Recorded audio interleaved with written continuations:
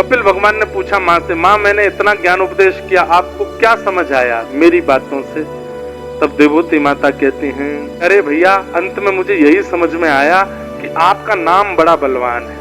अगर किसी व्यक्ति ने जीवन भर भक्ष खाया हो, गलत क्रिया करी हो, लेकिन सही समय पर आकर के अगर वो चेत जाए और आपका नाम का आश्रय लेकर के सब कुछ त्याग करके आपको आश्रित हो जाए, तो पूर्व में किए गए समस्त विकारों को भूल करके आपका नाम उसका उद्धार कर देता है। आपका नाम इतना बलवान है। बंधुओं, आप कथा सुन रहे हैं और आपके मन में आया कि कथा सुन के मन तो होता है कि मैं ये छोड़ दूं, ये छोड़ दूं, ये ना करूं, ये ना खाऊं, ऐसों के संग ना रहूं, लेकिन कैसे? ठाकुर जी एक बात कहते हैं, आप सब छोड़ करके मेरा आश्रय लेना चाहते हो तो जीवन निकल जाएगा, कभी नहीं आ पाओगे।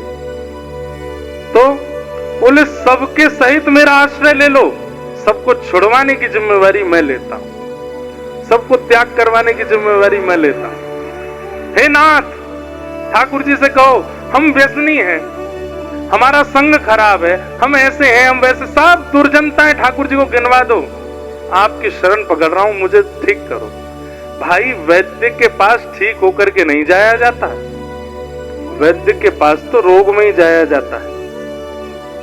जुकाम हो गया, घर वाले कह रहे हैं चलो डॉक्टर के पास, नहीं पहले मेरी जुकाम ठीक होगी तब जाऊंगा, फिर क्या फायदा? और उसका प्रतीक्षा करोगे तब तक और रोग लग जाएंगे।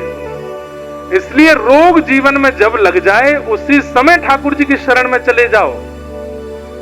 अभी आप बहुत विकार वाले हो, लेकिन बस मन में एक बात आनी चाहिए कि मुझे छोड़ना है, मुझे पवित्र होना है, ये इच्छा आनी बहुत जरूरी है। अगर ये इच्छा नहीं आ रही है तो मत आइएगा, लेकिन जब ये इच्छा आ जाएगी बस अब मुझे समर्पित होना है, मेरा विषय बहुत खराब है, मेरा संग खराब है, मेरा भोजन खराब है, मेरे विचार खराब हैं, कैसे करूं पवित्र? आप तो बस शरण ग्रहण करो, चरण पकड़ लो ठाकुर जी के और चरण पकड़ के कहो नाथ ये है मेरे पास, अब आप देख लो, आप जानो, आपका काम जाने। आगे भगवान के परम भागवत श्री प्रियव्रत राजा की कथा है। प्रियव्रत उत्तानपाद स्वयंभू मनु के 2 पुत्र हुए। इनमें उत्तानपाद राजा के यहाँ भगवान के भागवत भक्त श्री ध्रुव जी महाराज का प्रादुर्भाव हुआ। अपने पिता की गोद में बैठना चाहते थे, लेकिन छोटी माँ के द्वारा अवहेलना होने पर वन को चले गए और वन में जाकर के ऐसा तप किया कि 5 महीने में ठाकुर जी पधारे। भगवान जब प्रकट हुए तो भगवान के सन्मुख आपने कुछ नहीं कहा, तब ठाकुर जी ने अपने शंख का स्पर्श आपके गाल से कराया, संपूर्ण ज्ञान आपको प्राप्त हुआ और आपने भगवान की स्तुति गाई। हे नाथ, हमारी समस्त इंद्रियों को इंद्रिय बल प्रदान करने वाले आप ही हो। आंखों को देखने की क्षमता है, पर यह क्षमता दी किसने? ठाकुर जी ने। कानों में सुनने की क्षमता, हाथों में कर्म करने की क्षमता, पैरों में चलने की क्षमता, समस्त इंद्रियों को योग्य किसने बनाया? आपने बनाया। एक बात बहुत ध्यान से सुनिएगा, ध्रुव जी महाराज एक बात कह रहे हैं यहां पर, बहुत ध्यान से सुनिएगा। हमें किसी योग्य अगर किसी व्यक्ति ने बनाया और योग्य बनने के बाद अगर हम उस व्यक्ति का कभी स्मरण नहीं करते तो हम कौन माने जाएंगे? गुरुद्रोही।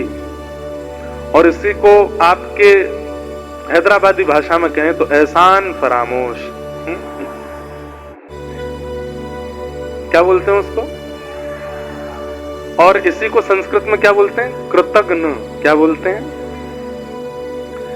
आपको किसी योग्य किसी ने बनाया और आप जीवन में योग्य बनने के बाद फिर उसको नजरअंदाज कर देते हैं, तुम हटो, कौन तुम, मैं तो जानता ही नहीं तुमको। हमारे नाना जी एक कथा सुनाते थे इसी विषय में। एक बार एक विद्यालय में गुरुजी बच्चों को पढ़ा रहे थे और बच्चों को पढ़ाते हुए कह रहे थे, इतने दिन हो गए समझाते समझाते, तुम लोग सीखते नहीं हो। तुम्हारी जगह कोई गधा होता ना तो वो भी समझ जाता, और उसको मैं पढ़ा लिखा करके विद्वान बना देता। वो ये कह ही रहे थे तो बगल से एक धोबी जा रहा था अपने गधा लेकर के। उसने मन में विचार किया, ये गुरुजी बहुत अच्छे हैं, ये कह रहे हैं कि इंसानों की जगह गधा होता तो उसको भी पढ़ा लिखा करके कलेक्टर बना देते, विद्वान बना देते। मेरा गधा पूरे दिन कपड़े धोता है, 10 रुपए कमाई होती है, अगर ये कलेक्टर बन गया तो कितनी कमाई होगी हमारी। विद्यालय के बाद गुरुजी के पास गए और जाकर के बोले, महाराज लीजिए आपका विद्यार्थी। तो गुरुजी बोले, क्या कर रहे हो ये पागलपना? बोले, नहीं नहीं, आपको मैंने बोलते हुए सुना, आप इंसानों के बच्चों से कह रहे थे तुम्हारी जगह गधा होता तो मैं उसको कलेक्टर बना देता, इसको बना दीजिए। अरे भैया वो तो ऐसे ही, नहीं नहीं नहीं, आप गुरु हैं, आप ऐसे ही कुछ नहीं बोलते हैं। चरणों में गिर गए, बोले इसको कलेक्टर बना दो, हमारी 2 जीविका चल जाएगी, थोड़े बढ़िया हो जाएगा। ये कलेक्टर बन जाएगा तो कुछ हमको भी दे दिया करेगा। इतने पीछे पड़ गए, गुरुजी परेशान होकर के बोले, अच्छा ठीक है, एक काम करो, छोड़ जाओ इसको, अगले शनिवार को आ जाना। छोड़ गए। अब गुरुजी बोले, अब क्या समझाएं इसको, कैसे बनाऊं मानव पे?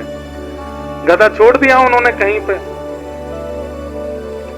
दूर कहीं जंगल में बांध दिया, अपने किसी बाड़े में बांध दिया ले जा करके। अगले शनिवार को आ गए, आकर के बोले, महाराज जी बन गया कलेक्टर। अब वो गुरुजी बोले, क्या बताऊं अब इसको मैं? तो उन्होंने बोल दिया, बोले कि हाँ कोई नगर था, बोले उस नगर की तहसील में बैठा हुआ है, जाओ मिले आओ। वहां असली कलेक्टर बैठा था। तो ये साथ में दोनों पति पत्नी गधे को जो घास प्रिय लगती है वो लेकर के गए संग में, कि उसको खिला देंगे, खुश हो जाएगा। द्वार पर जाकर के दरबान खड़े थे, उनसे बोले कि भाई जो कलेक्टर है ना उससे मिलवा दो। बोले कि तुम कौन? बोले उसके पुराने मालिक हैं हम। पुराने क्या, अभी भी उसके मालिक हैं? बोले ऐसा है, निकल जाओ यहाँ से, घास फूस लेकर के घूम रहे हो, यहाँ भीतर कोई ऐसा प्रवेश। बोले देखिए तुम लोग अभी हमको डांट फटकार के भगा, उसको पता चल गया ना कि हम आए थे, बहुत मारेगा तुम लोग, एक बार बताओ तो सही उसको। अपना नाम बताया तो भीतर जाके सबने कहा, बोले द्वार पर ये खड़े हैं, घास लेके खड़े हैं हाथ में। तो कलेक्टर बोला, बोले कि कौन है? कह दो हम नहीं जानते, भगा दो उनको। तो बाहर आकर के उन्होंने भगाना चाहा। बोले अरे कलेक्टर बन गया तो अब एहसान फरामोश हो गया है। जीवन भर जिन्होंने घास फूस खिला करके बड़ा तगड़ा बनाया, आज कलेक्टर बनने उनको ही भूल गया।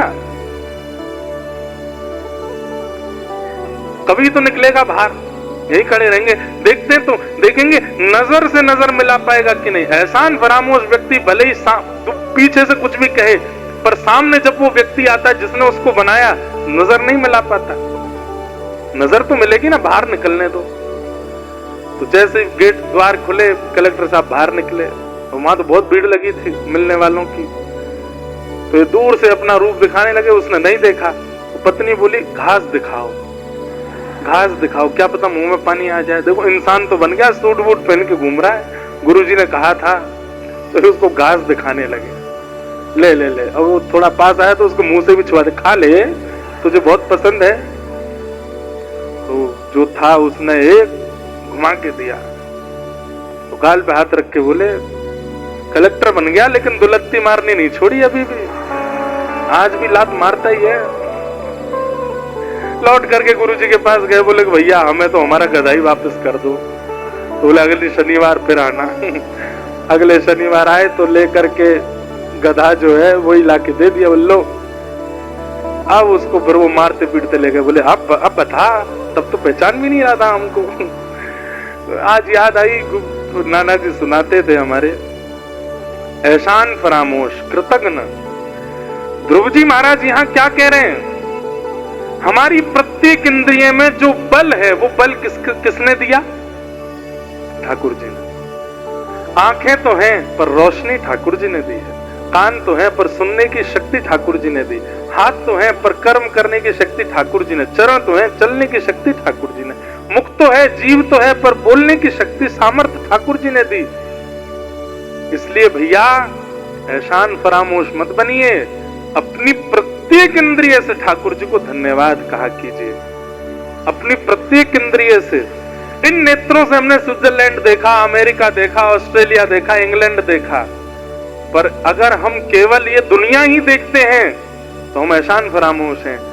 इन नेत्रों से हर दिन ठाकुर जी को देखो कि हे नाथ, आपने ये नेत्र दिए हैं, इनसे हम आपको प्रणाम करते हैं। इन कानों से दुनिया भर के गायकों को सुनो, पर एक बार दिन में कम से कम एक बार कोई संकीर्तन, भजन या कथा सुन करके इन कानों से ठाकुर जी को धन्यवाद करो। इन जिह्वा से दुनिया भर के बातें बोलो, लेकिन एक बार हरि बोल हरि बोल हरि बोल बोल करके अपनी जीव को प्राप्त करने की कृतज्ञता ज्ञापन करो। इन हाथों से सब क्रिया करो, पर एक बार ठाकुर जी के कीर्तन में करताल बजा करके इन हाथों से धन्यवाद करो। इन चरणों से पूरे विश्व का भ्रमण करो, पर इन चरणों से एक बार ठाकुर जी को परिक्रमा करके, अब कहीं बाहर हो तो बस विचार कर लो ठाकुर जी खड़े हैं मेरे बगल में और मैं उनकी परिक्रमा लगा रहा हूं, कम से कम 2 परिक्रमा लगा लो। अपने सर्वांगीण अंग से सब क्रिया करो, पर दिन में कम से कम एक बार, ज्यादा से ज्यादा 3 बार दंडवत ठाकुर जी को प्रणाम करो, ठाकुर जी को कृतज्ञता ज्ञापन करो। यही बात श्री ध्रुव जी महाराज कह रहे हैं। एक भी इंद्रिय ऐसी नहीं है शरीर में जिससे हरि को नहीं भजा जा सकता, प्रत्येक इंद्रिय से हरि भजन करना चाहिए। ध्रुव जी महाराज ने स्तुति गाई, अपने स्तुति के अंत में एक बात कहते हैं, क्या? मुझे व्यसनी बना दो। ठाकुर जी बोले व्यसनी? बोले हाँ, आपकी कथा सुनने का मैं व्यसनी हो जाऊं। जैसे एक व्यसनी विषय भोगने का व्यसनी हो जाता है, ऐसे में आपकी कथा सुनने का व्यसनी हो जाऊं। ठाकुर जी बोले तुमने व्यसनी शब्द का प्रयोग क्यों किया? ध्रुव जी महाराज कहते हैं, बोले नाथ, व्यसनी के अंदर एक बहुत अच्छा गुण होता है। बोले क्या? वो अपने भोग को भोगने के लिए, अपने भोग को भोगने के लिए बहाने बनाता रहता है। हे नाथ, जब कथा हो तो ही हम सुनने जाएं, कोई लेकर के जाए तो ही हम मंदिर जाएं, घर में कोई कीर्तन हो तो ही हम कीर्तन करें, तो हम भक्त नहीं। हम बहाने बना बना करके आपकी कथा सुने, बहाने बना करके कीर्तन करें, बहाने बना के आपका दर्शन करें, जैसे एक व्यसनी करता है। और व्यसनी का एक लक्षण और होता है, क्या? सुख हो दुख हो, जीवन की कैसी भी परिस्थिति हो, व्यसनी के पास एक ही काम है। बोले क्या? व्यसन कर लो। किसी किसी को व्यसन होता है, मैं कहा करता हूं कथा में, अब बाकी के व्यसनों की तो चर्चा नहीं, पर चाय का भी एक व्यसन होता है। जिसको चाय का व्यसन होता है ना, उसको देखो 24 घंटा यही घूमता रहेगा। सो के उठ गए, क्या कर लो? चाय पी लो। चलो भैया बहुत रात हो गई, अब सो जाओ, एक एक चाय हो जाए फिर सोएंगे। सिर में बहुत तेज दर्द हो रहा है, चाय बनवा दो बढ़िया कड़क सी। चलो भैया आज तो मौसम बहुत अच्छा, चाय बना दो जल्दी से। अरे मेहमान घर आए, बोले चाय बना दो। क्या बताएं भाई, पत्नी छोड़ के चली गई। तू बात में चाय पिला भाई, गई तो गई, क्या बात है। आज करोड़ों का भाई मुनाफा हुआ है, वो चाय बनवाओ बढ़िया कुल्हड़ वाली। 15 लाख रुपए का लॉस हो गया। बोले अब काय को टेंशन लेना, चाय पीते चल। हर स्थिति में उसके पास क्या है? चाय। व्यसनी व्यक्ति बहाने बनाता है चाय पीने के, और अपनी हर परिस्थिति में। इसीलिए ध्रुव जी महाराज यहाँ कह रहे हैं कि मुझे व्यसनम भवाब्धिम, आपकी कथा का मुझे व्यसन हो जाए। कुछ भी हो, मैं क्या कहूं, कथा सुननी है। आज जीवन में उपलब्धि मिली, आहा बड़े प्रसन्न है, क्या करेंगे? बोले कीर्तन करेंगे। आज जीवन में बहुत घाटा हो गया, अब क्या करें? कुछ नहीं, कीर्तन करेंगे। आज थोड़े बीमार हैं, क्या करें? कोई नहीं, हरिनाम संकीर्तन करेंगे। आज बहुत स्वस्थ हैं, क्या करेंगे? हरिनाम संकीर्तन करेंगे। अरे आज तो बुआ के बच्चे आए हैं, क्या करेंगे? सब मिलकर के नाचेंगे, गाएंगे, कीर्तन करेंगे। आज मेरा एक प्रेमी मित्र चला गया, क्या करें? कुछ नहीं, उसकी याद में कीर्तन करेंगे। हर स्थिति में केवल हरिस्मरण। इसलिए यहाँ ध्रुव जी व्यसन। देखो एक बात मेरी सुनिएगा बंधुओं, ध्रुव जी महाराज, प्रहलाद जी महाराज, मीराबाई, सूरदास, कुंभनदास, रैदास, ये जितने भी भक्त हैं, इनकी भक्ति में प्रधान बात क्या है? भक्ति में ये जो बातों का प्रस्तुतिकरण करते हैं ना, वो अद्भुत है। कथाएं तो अनेक लोग करते हैं, पर कथा किसकी समझ में आती है? जिसका प्रस्तुतिकरण उचित हो, जो व्यवहार के अनुकूल, माहौल के अनुकूल, लोगों के अनुकूल, बात के अनुकूल कथा कहता हो, उसकी समझ आ जाती है। प्रस्तुतिकरण, वही भक्ति मीरा की आप कर लो, आपसे ठाकुर जी प्रसन्न नहीं होंगे, लेकिन आप अपनी प्रस्तुति में कुछ दिव्यता करोगे तो निश्चित है कि ठाकुर जी को आना पड़ेगा, ठाकुर जी को मिलना पड़ेगा। जैसे रैदास जी का प्रस्तुतिकरण कैसा है? वो अपने घर में ठाकुर जी की सेवा करते हैं। जब तक ठाकुर जी नहीं आए थे तब तक रैदास जी भ्रमण करते रहते थे तीर्थों में, लेकिन जब ठाकुर जी आ गए तो रैदास जी बोले अब भ्रमण तो नहीं कर पाऊंगा मैं, क्योंकि ठाकुर जी के अनुकूल सेवा भोजन सब जगह नहीं मिलेगा। तो रैदास जी ने अपनी कुटिया में 4 कोने और चारों कोनों को नाम दे दिए। ये कोना जगन्नाथपुरी है, ये कोना द्वारिका है, ये कोना बद्रीनाथ है, ये कोना श्री रंगनाथ है। ये खिड़की में बाहर नदी दिख रही है, ऊपर से देखेंगे तो गंगा जी है, नीचे से देखेंगे तो यमुना जी हैं। यहाँ तुलसी का पौधा लगा है, ये वृंदावन है, ये नंदगांव है। अपने घर में ही सारे तीर्थों के नामों की चिट लगा दी। रोज अपने ठाकुर जी का श्रृंगार करते और श्रृंगार करके चौकी उठाते, ठाकुर जी कहाँ चलोगे बताओ? चलो बद्रीनाथ ले चलते हैं। तो थोड़ी देर ऐसे घूम घूम के बद्रीनाथ वाले कोने में ले जाके बैठा देते। और केवल बैठाते ही नहीं, जेठ के महीना में, जून जुलाई के महीना में फिर कंबल लेके आते, कंबल में इत्र लगाते, फिर ठाकुर जी को उड़ाते। ठाकुर जी बद्रीनाथ में सर्दी पड़ रही है, बर्फ हो रही है बाहर, बद्रीनाथ आए। उनकी प्रस्तुति से ठाकुर जी इतने प्रसन्न हो गए कि अब रैदास जी जब जब बद्रीनाथ जाते हैं अपनी कुटिया में, बाहर गांव में बर्फ गिरने लग जाती है। गांव के लोग कहते हैं हमारे गांव में कभी बर्फ नहीं गिरी है, बर्फ कहां से गिर रही है? तब कोई कहता अरे रैदास अपने ठाकुर जी को बद्रीनाथ लेके गया होगा जरूर, इसीलिए गिर रही है। और कभी कभी अत्यंत जाड़े में, अत्यंत सर्दी में रैदास जी अपने ठाकुर जी को तैयार करेंगे। ठाकुर जी बताओ कहां चलोगे? अच्छा रामेश्वरम जाना है, चलो। रामेश्वरम जाते ही बादल छट जाते, तेज धूप निकलने लग जाती, लोग अपने स्वेटर कंबल उतार उतार के फेंकते। बोले जरूर रैदास के ठाकुर जी रामेश्वरम गए होंगे, आज गर्मी पड़ रही है। प्रस्तुतिकरण